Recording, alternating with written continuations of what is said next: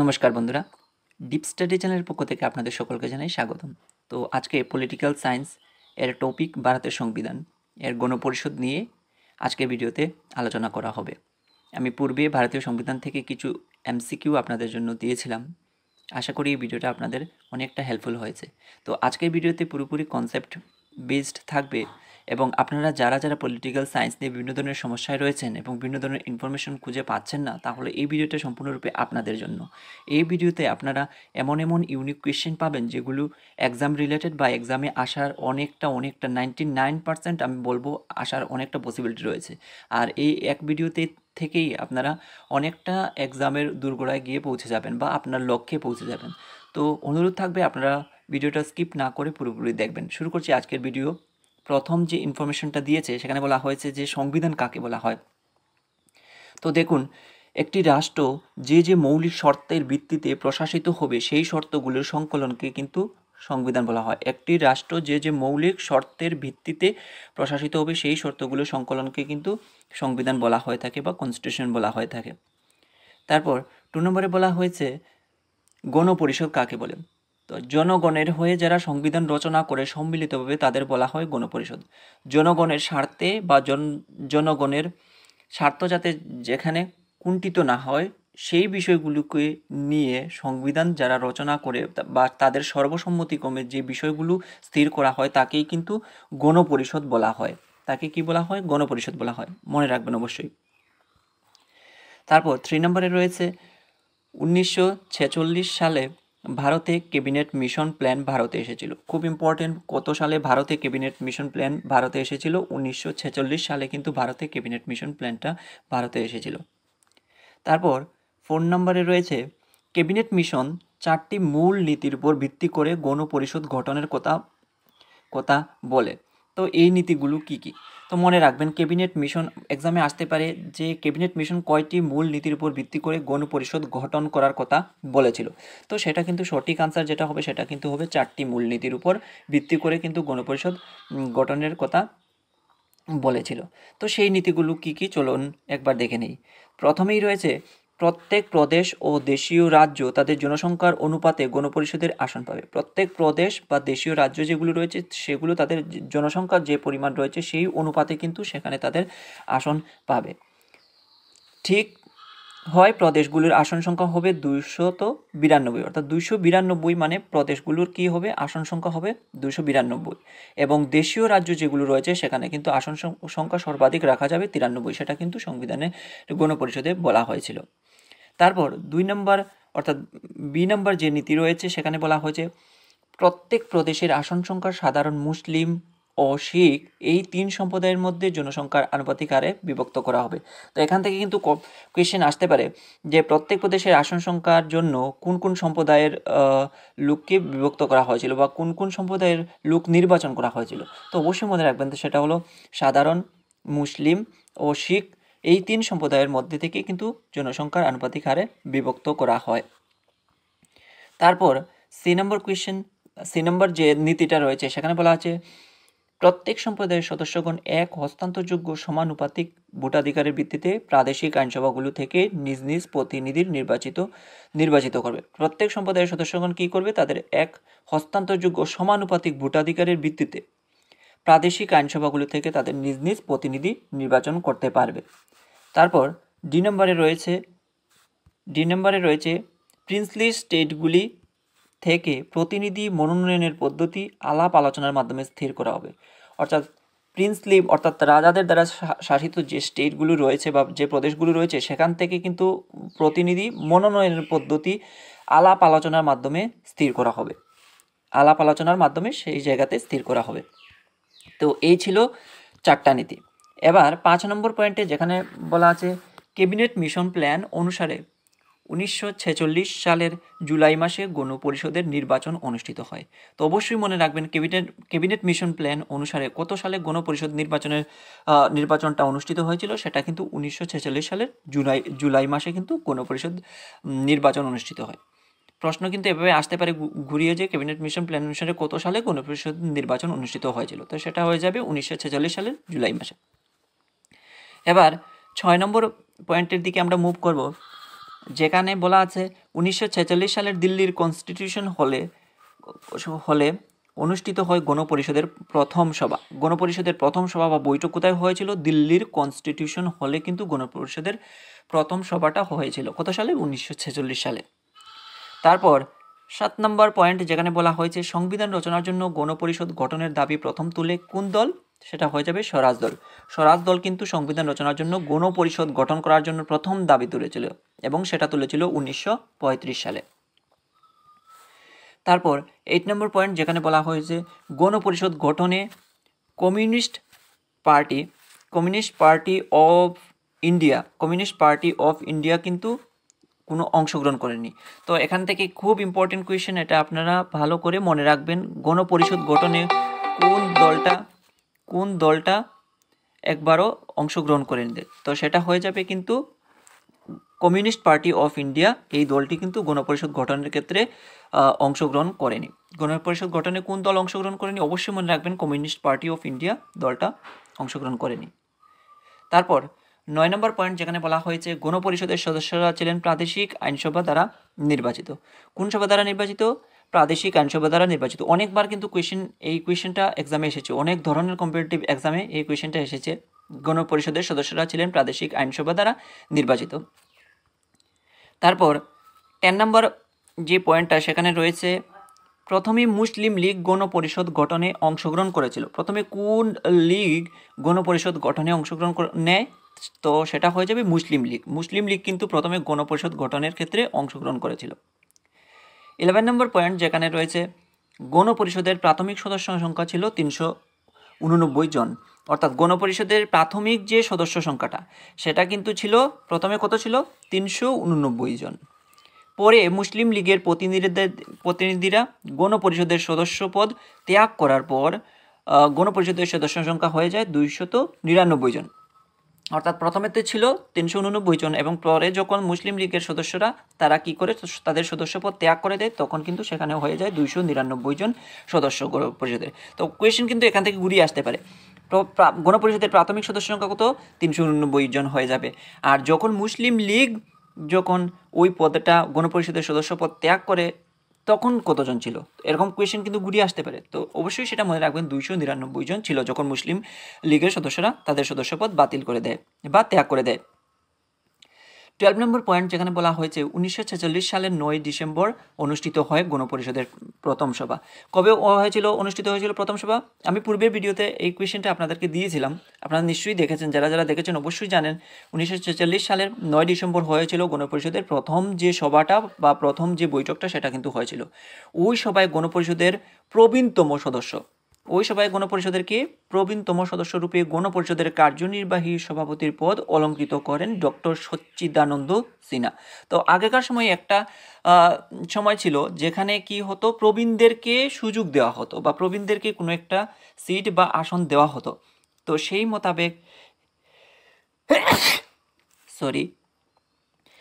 মোতাবেক এখানে কিন্তু গণপরিষদের কার্যনির্বাহী সভাপতির পদ অলঙ্কৃত করেন ডক্টর সচ্চিদানন্দ সিনহা।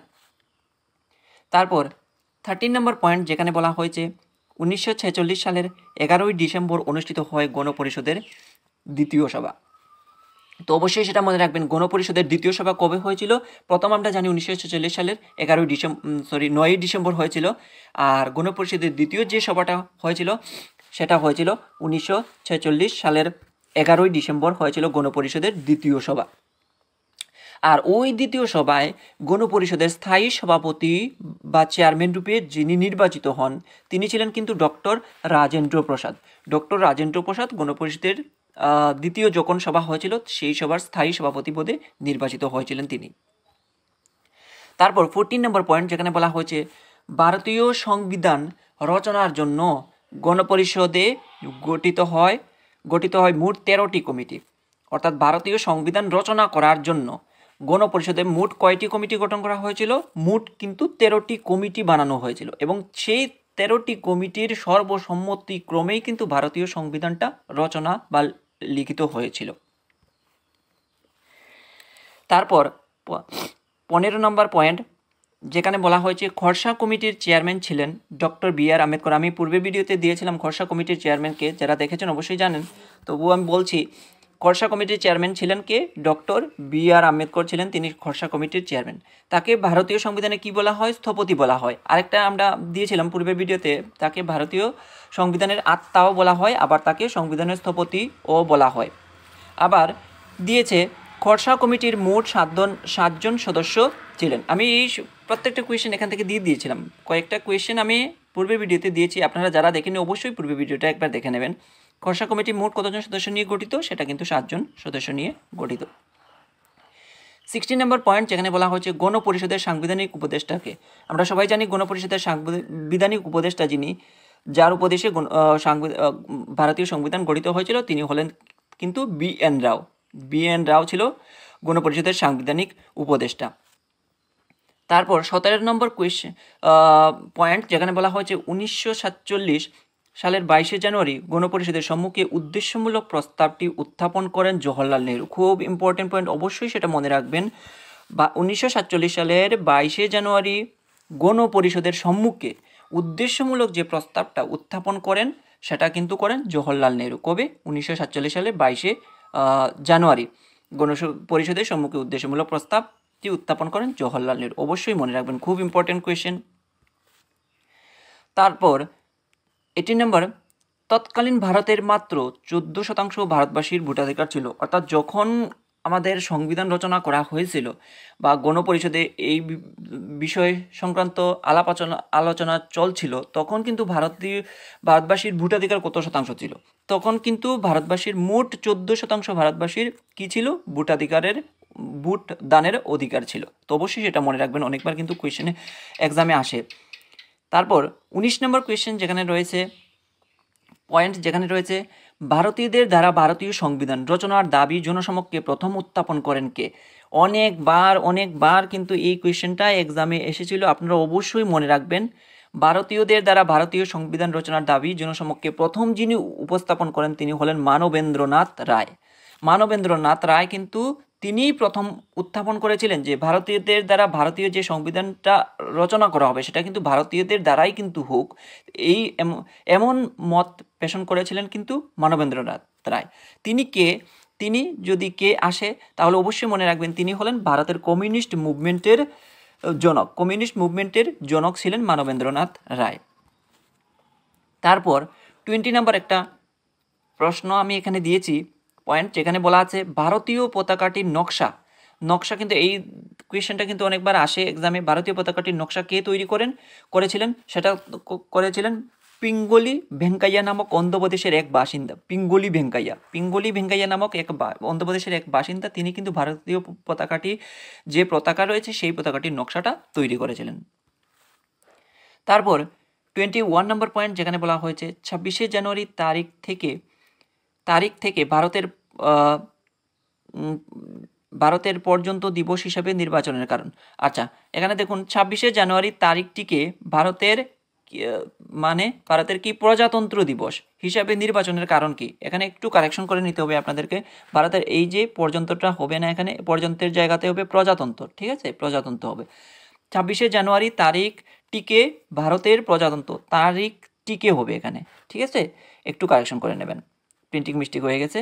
26শে জানুয়ারি তারিখটিকে প্রজাতন্ত্র দিবস হিসাবে নির্বাচনের কারণ কি? কি কারণে 26শে জানুয়ারি তারিখটিকে ভারতের প্রজাতন্ত্র দিবস হিসাবে বেছে নেওয়া হয়েছিল? এর পেছনে মূল কারণ কি? আমরা অনেকেই জানি, আবার অনেকেই জানি না। যারা জানেন না অবশ্যই একবার দেখে নিন কি কারণে ওই দিনটিকে 26শে জানুয়ারি প্রজাতন্ত্র দিবস রূপে আজও পর্যন্ত সেটাকে মেনে চলা হচ্ছে। তো দেখুন এর পেছনে মূল কারণটা কি। তো দেখুন 1929 সালে লাহোরে জওহরলাল নেহরুর সভাপতিত্বে কংগ্রেসের বার্ষিক অধিবেশনে ভারতের স্বাধীনতা সংগ্রামের লক্ষ্যরূপে স্বায়ত্ত শাসনের পরিবর্তে, কি শাসনের পরিবর্তে? অবশ্যই মনে রাখবেন, স্বায়ত্ত শাসনের পরিবর্তে পূর্ণ স্বরাজের দাবি গৃহীত হয়। তো 1929 সালে কিন্তু লাহোরে, কোথায় হয়েছিল? লাহোরে। তো কার নেতৃত্বে, সভাপতিত্বে সেই কংগ্রেসের বার্ষিক অধিবেশনটা বসেছিল? জওহরলাল নেহরুর সভাপতিত্বে। অবশ্যই মনে রাখবেন সেটা। অধিবেশনে ভারতের স্বাধীনতা সংগ্রামের লক্ষ্য কী ছিল? স্বায়ত্ত শাসন। তো এই স্বায়ত্ত শাসনের পরিবর্তে, এটাকে বাদ দিয়ে পূর্ণ স্বরাজের দাবি কে উত্থাপন করেছিলেন? জওহরলাল নেহরু। তিনি প্রথম পূর্ণ স্বরাজের দাবি ওই লাহোর কংগ্রেসের অধিবেশনে, বার্ষিক অধিবেশনে উত্থাপন করেছিলেন। আর লাহোর কংগ্রেসে এই সিদ্ধান্ত গৃহীত হয় যে, এবং লাহোর কংগ্রেসে কি সিদ্ধান্ত গৃহীত হয়েছিল? এই কংগ্রেসে এই সিদ্ধান্ত গৃহীত হয় যে ইংরেজ সরকার স্বাধীনতা দিক বা না দিক, ইংরেজ সরকার ভারতবর্ষকে স্বাধীনতা দিক বা না দিক, পরের বছর থেকে অর্থাৎ 1930 সাল থেকে 26শে জানুয়ারি দিনটিকে কংগ্রেসের নেতৃত্বে, 26শে জানুয়ারি দিনটিকে কি হবে? কংগ্রেসের নেতৃত্বে সারা ভারত জুড়ে স্বাধীনতা দিবস রূপে পালন করা হবে। তখন কে বলেছিল? জওহরলাল নেহরু এরকম একটা ঘোষণা দিয়েছিলেন। তারপর 1930 সাল থেকে 1947 সাল, এই দীর্ঘ সময় প্রত্যেক বছর 26শে জানুয়ারি দিনটিকে ভারতের স্বাধীনতা দিবস রূপে পালন করছে ভারতীয় জাতীয় কংগ্রেস। আর তখন থেকেই স্বাধীনতা দিবস রূপে ওই দিনটাকে পালন করছে কে? ভারতীয় জাতীয় কংগ্রেস। 26শে জানুয়ারি এই ঐতিহাসিক গুরুত্বের কথা বিবেচনা করে 1950 সালের ওই দিনটিকে ভারতীয় সংবিধানের কার্যকর করার সিদ্ধান্ত গৃহীত হয়, এবং সেই কারণেই কিন্তু আজ অবধি 26শে জানুয়ারি দিনটিকে কিন্তু প্রজাতন্ত্র দিবস রূপে আজও পালন করা হয়ে আসছে। তারপর 22 নম্বর, যেখানে বলা হয়েছে 1950 সালে ভারতবর্ষ প্রজাতান্ত্রিক রাষ্ট্ররূপে আত্মপ্রকাশ করে। কত সালে ভারত প্রজাতান্ত্রিক রাষ্ট্ররূপে আত্মপ্রকাশ করে? অনেকবার কিন্তু এক্সামে আসে এই কোয়েশ্চেনটা, অবশ্যই সেটা মনে রাখবেন। 1950 সালে ভারতকে কিন্তু প্রজাতান্ত্রিক রাষ্ট্ররূপে আখ্যায়িত করা হয়। তারপর 23 নম্বর পয়েন্ট, যেখানে বলা হয়েছে ভারতের সংবিধান রচনা করেছেন ভারতের গণপরিষদ। আমরা সবাই জানি কে ভারতের সংবিধান রচনা করেছিল? ভারতীয় গণপরিষদ কিন্তু ভারতের সংবিধানটা রচনা করেছিল। 24 নম্বর, যেখানে বলা হয়েছে ডিসেম্বর 1946 থেকে নভেম্বর 1949, ডিসেম্বর 1946 থেকে নভেম্বর 1949, একবার ভালো করে সময়সীমাটা দেখে নিন। ডিসেম্বর 1946 থেকে নভেম্বর 1949 সময়সীমার মধ্যে ভারতীয় সংবিধান রচনার উদ্দেশ্যে গঠিত গণপরিষদ বিতর্কের মাধ্যমে ভারতীয় সংবিধান চূড়ান্ত করে। তো এখান থেকে দেখুন, এই প্রশ্নটা খুব ইম্পর্টেন্ট প্রশ্ন এবং এক্সামে আসার অনেকটা পসিবিলিটি রয়েছে। মানে কবে গণপরিষদ বিতর্কের মাধ্যমে ভারতীয় সংবিধান চূড়ান্ত করে, কত সময়সীমার মধ্যে বা কোন সময়সীমার মধ্যে আসতে পারে? তো এটা কিন্তু হবে ডিসেম্বর 1946 থেকে নভেম্বর 1949 সময়সীমার মধ্যে ভারতীয় গণপরিষদ কী করেছিল? বিভিন্ন বিতর্কের মাধ্যমে ভারতীয় সংবিধানের চূড়ান্ত খসড়া রচনা করেছিল। ঠিক আছে, তারপর আমরা দেখব 25 নম্বর পয়েন্ট। 25 নম্বরে বলা হয়েছে 26শে জানুয়ারি 1950 সালে ভারতের শাসনতন্ত্র কার্যকরী হয়। খুব ইম্পর্টেন্ট প্রশ্ন, কত সালে ভারতের শাসনতন্ত্র কার্যকরী হয়েছিল? সেটা আমরা সবাই জানি 26শে জানুয়ারি 1950 থেকেই কিন্তু ভারতের শাসনতন্ত্র সেটা কার্যকরী হয়ে যায়। এবার 26 নম্বর পয়েন্টে রয়েছে গণপরিষদের 93 জন সদস্য দেশীয় নৃপতিদের দ্বারা মনোনীত ছিলেন। তো এখানে অনেকবার কিন্তু এক্সামে আসে দেশীয় কতজন সদস্য ছিল গণপরিষদে? তো অবশ্যই সেটা মনে রাখবেন, 93 জন দেশীয় নৃপতিদের দ্বারা মনোনীত ছিলেন। কোথায়? গণপরিষদে। তারপর 27 নম্বর, যেখানে বলা হয়েছে মার্চ 1946 সালে গণপরিষদ গঠনের জন্য নির্বাচন অনুষ্ঠিত হয়। তো গণপরিষদ গঠনের জন্য নির্বাচন অনুষ্ঠিত হয় কত সালে? সেটা হয়েছিল মার্চ 1946 সালে। মার্চ 1946 সালে কিন্তু গণপরিষদ গঠনের জন্য নির্বাচন অনুষ্ঠিত হয়। 28 নম্বর পয়েন্ট, যেখানে বলা হয়েছে এম.এন. রায় ভারতীয় সংবিধান রচনার জন্য গণপরিষদ গঠনের দাবি প্রথম উত্থাপন করেন। কে প্রথম গণপরিষদ গঠনের দাবি প্রথম উত্থাপন করেন? তিনি হলেন এম.এন. রায়। ভারতীয় সংবিধান রচনার জন্য গণপরিষদ গঠনের দাবি প্রথমবারের মতো উত্থাপন করেছিলেন।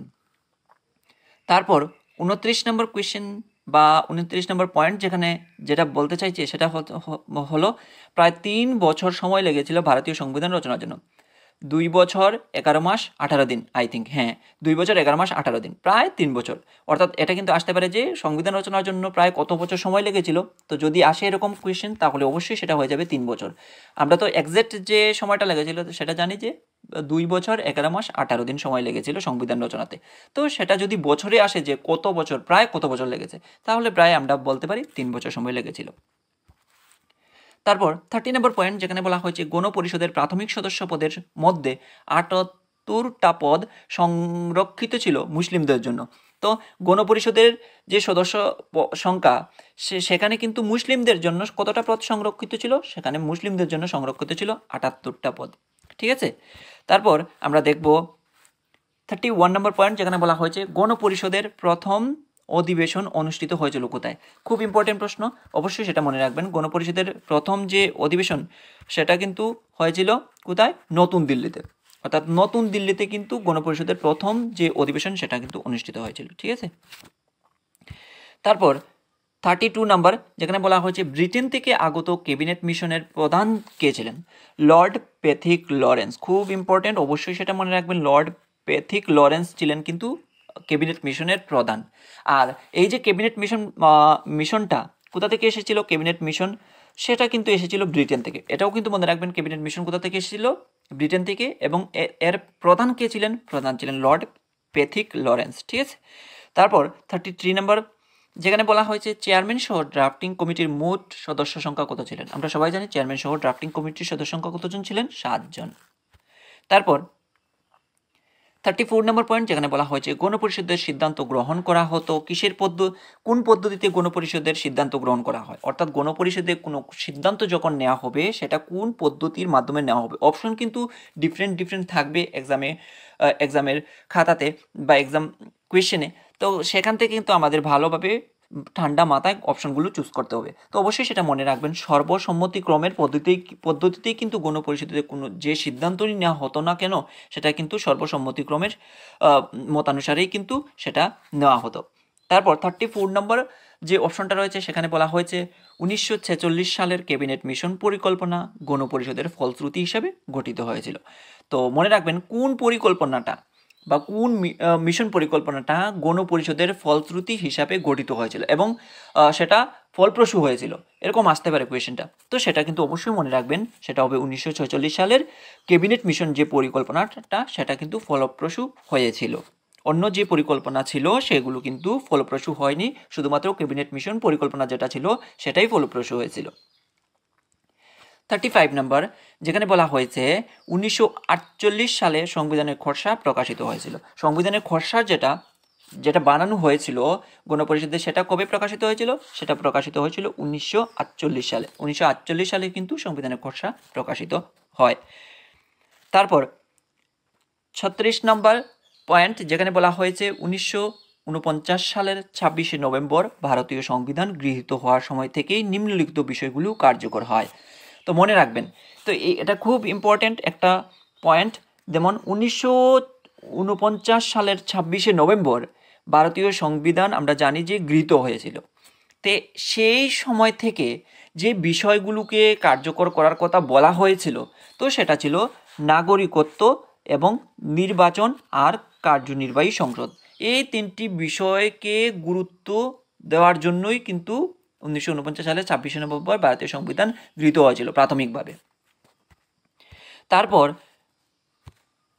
37 নম্বর পয়েন্ট, যেখানে বলা হয়েছে 1935 সালে গণপরিষদ গঠনের দাবি প্রথমবারের মতো উত্থাপিত হয়েছিল। কত সালে গণপরিষদ গঠনের প্রথম যে দাবিটা উত্থাপিত হয়েছিল, কবে, সেটা কিন্তু হয়েছিল 1935 সালে। এবং কে উত্থাপন করেছিল, সেটা করেছিল ভারতীয় জাতীয় কংগ্রেস। গণপরিষদ গঠনের দাবি প্রথমবারের মতো উত্থাপিত করেছিলেন। তারপর 38 নম্বর পয়েন্ট, যেখানে বলা হয়েছে 1947 সালের 22শে জানুয়ারি জওহরলাল নেহরু গণপরিষদে উদ্দেশ্যমূলক প্রস্তাবটি উত্থাপন করেন। জওহরলাল নেহরু কত সালে উদ্দেশ্যমূলক প্রস্তাবটি উত্থাপন করেন গণপরিষদে, সেটা হবে সঠিক আনসার যেটা হবে সেটা হবে 1947 সালের 22শে জানুয়ারি জওহরলাল নেহরু গণপরিষদে উদ্দেশ্যমূলক প্রস্তাবটি উত্থাপন করেছিলেন। তারপর 39 নম্বর পয়েন্ট, যেখানে বলা হচ্ছে সংবিধান রচনার সময় মোট খরচ কত হয়েছে। খুব ইম্পর্টেন্ট একটা প্রশ্ন, সংবিধান রচনা করতে গিয়ে আমাদের মোট কত টাকা খরচ হয়েছিল। তো সেটা সঠিক যে আনসার সেটা হবে 64 লক্ষ ভারতীয় মুদ্রা কিন্তু তখন খরচ হয়েছিল।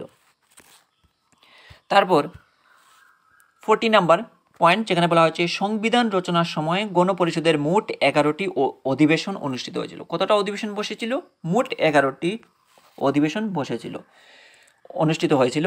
সবকটি অধিবেশন এর কার্যশীল অধিবেশনের যোগফল। তো এখান থেকে কিন্তু আসতে পারে সব, যে 11টা যে অধিবেশন বসেছিল তার অধিবেশনের কার্যশীল বা কর্মশীল অধিবেশনের যোগফল কত, তো সেটা হয়ে যাবে 165 দিন। 165 দিন হবে সব অধিবেশনের কার্যশীল অধিবেশনের যোগফল। ঠিক আছে, এবার 41 নম্বর পয়েন্টের দিকে আমরা মুভ করব, যেখানে বলা হচ্ছে 1946 সালের 9 ডিসেম্বর দিল্লির কোথায় হয়েছিল? কনস্টিটিউশন হলে গণপরিষদের প্রথম সভায় উপস্থিত ছিলেন 207 জন সদস্য। আমরা জানি যে 1946 সালের 9 ডিসেম্বর দিল্লির কনস্টিটিউশন হলে গণপরিষদের প্রথম যে সভাটা বা বৈঠকটা সভাটা গঠিত হয়েছিল বা বসেছিল, সেখানে কতজন সদস্য ছিল? সেখানে মোট সদস্য সংখ্যা ছিল 207 জন। 207 জন সদস্য ছিল। তারপর আমরা নজর দেব 42 নম্বর পয়েন্টের দিকে, যেখানে বলা হচ্ছে গণপরিষদের দ্বিতীয় অধিবেশনে গণপরিষদের সহসভাপতি নির্বাচন করা হয় কাকে? তো মনে রাখবেন, গণপরিষদের দ্বিতীয় যখন অধিবেশন বসেছিল সেটা 11ই ডিসেম্বর হয়েছিল 1946 সালের 11ই ডিসেম্বর, এবং সেখানে যে সহসভাপতি নির্বাচিত হয়েছিলেন তিনি ছিলেন হরেন্দ্র কুমার মুখোপাধ্যায়, আর ডক্টর রাজেন্দ্র প্রসাদ ছিলেন কি ওই দ্বিতীয় কমিশনের স্থায়ী সভাপতি নির্বাচিত হয়েছিলেন, আর সহসভাপতি হিসেবে যাকে নির্বাচন করা হয়েছিল তাকে নির্বাচন করা হয়েছিল হরেন্দ্র কুমার মুখোপাধ্যায়। অবশ্যই সেটা মনে রাখবেন। তারপর 43 নম্বর পয়েন্ট, যেখানে বলা হয়েছে 1947 সালের 29শে আগস্ট গঠিত হয় 7 সদস্য বিশিষ্ট খসড়া কমিটি। তো কত সালে খসড়া কমিটি গঠিত হয়েছিল? 1947 সালের 29শে আগস্ট কিন্তু 7 সদস্যকে নিয়ে খসড়া কমিটি গঠন করা হয়েছিল। যা সদস্যরা ছিলেন, অবশ্যই সেই সদস্যগুলোর নাম আপনারা সবটি 7জন সদস্য ছিলেন, সেই 7জন সদস্যের নাম অবশ্যই সেটা মনে রাখবেন, কারণ অনেক সময় দিয়ে দিতে পারেন নিচের কোনজন বা কে খসড়া কমিটির সদস্য ছিলেন না, এরকম কোয়েশ্চেন আসতে পারে। তো সেই মোতাবেক আমাদের অপশনগুলো প্রত্যেকটা সদস্যের নাম আমাদের জানা ভালোভাবে উচিত। তো আমি একবার দেখিয়ে দিচ্ছি এখানে কি কি হবে। Doctor B.R.. আম্বেদকর তিনি ছিলেন খসড়া কমিটির সদস্য। আল্লাদি কৃষ্ণস্বামী আইয়ার তিনিও ছিলেন। N Gopalaswami Ayyangar, Syed Muhammad Shahidullah, B L. মিত্র এবং ডিপি খৈতান, এরা এই 7জন ছিলেন খসড়া কমিটির সদস্য। আর পরবর্তীকালে কি হয়েছিল? পরবর্তীকালে বি.এল. মিত্রের সদস্যপদ যখন বাতিল হয়, এখানে কিন্তু কোয়েশ্চেন আসতে পারে যে বি.এল. মিত্রের সদস্যপদ বাতিল হওয়ার পর সেই পদে কে নির্বাচিত হয়েছিলেন? তো মনে রাখবেন, খসড়া কমিটিতে বি.এল. মিত্রের সদস্যপদ যখন বাতিল হয়ে যায় সেই পদে কাকে নির্বাচন করা হয়েছিল? তো সেই পদে কিন্তু নির্বাচন করা হয়েছিল মাধব রাওকে। এবং খসড়া কমিটির ডিপি খৈতান যখন মারা যান বা মৃত্যুর পর কাকে নির্বাচন করা হয়েছিল? টি.টি. কৃষ্ণস্বামীকে তখন কিন্তু নির্বাচন করা হয়েছিল খসড়া কমিটির সদস্য পদ হিসাবে। ঠিক আছে, তারপর আমরা দেখব 44 নম্বর পয়েন্ট, যেখানে বলা হয়েছে গণপরিষদের গঠিত কয়েকটি বিশেষ কমিটি, এবং এই কমিটি এখানে 8টা কমিটি রয়েছে। এই 8টা কমিটি অবশ্যই আপনারা মনে রাখবেন, কেননা আসতে পারে নিচের কোন কমিটি গণপরিষদ গঠনের ক্ষেত্রে ছিল না। ঠিক আছে, তো সেই মোতাবেক আমাদের এই অপশনগুলো আমাদের জানা দরকার, আমাদের জানলে ভালো, তবেই আমরা সঠিকভাবে আনসারগুলো করতে পারবো। ঠিক আছে, তো দেখে নিই আমরা কি কি কমিটি বানানো হয়েছিল। সবার কার্যবিবরণী সম্পর্কিত কমিটি, কার্যনির্বাহক কমিটি, কেন্দ্রীয় ক্ষমতা সম্পর্কিত কমিটি, মৌলিক অধিকার সংক্রান্ত পরামর্শদাতা কমিটি, তারপর সংখ্যালঘু সম্পর্কিত উপদেষ্টা কমিটি, কেন্দ্রীয় শাসনতন্ত্র সম্পর্কিত কমিটি, প্রাদেশিক শাসনতন্ত্র সম্পর্কিত কমিটি আর খসড়া কমিটি, এই 8টা কমিটি বানানো হয়েছিল। তো এই ছিল ভারতীয় সংবিধানের গণপরিষদ থেকে অনেকগুলো ইনফরমেশন। আশা করি এই ইনফরমেশনগুলো আপনাদের সোশিয়াল সায়েন্সের কে আরও মজবুত করতে আরও সক্ষম হবে। এবং এই ধরনের ভিডিও যদি আপনার ডিপ স্টাডি চ্যানেলের পক্ষ থেকে আরও পেতে চান, অবশ্যই পাশে থাকবেন এবং লাইক, কমেন্ট, শেয়ার এবং সাবস্ক্রাইব করে দিয়ে আমি যাতে এই ধরনের ভিডিও আরও আপনাদেরকে উপস্থাপন করতে পারি তার মনোবলকে বাড়ানোর জন্য আপনারা একটা লাইক, একটা কমেন্ট করে আমাকে জানাতে পারেন অবশ্যই। ধন্যবাদ সবাইকে। আপনারা সবাই ভালো থাকুন, সুস্থ থাকুন।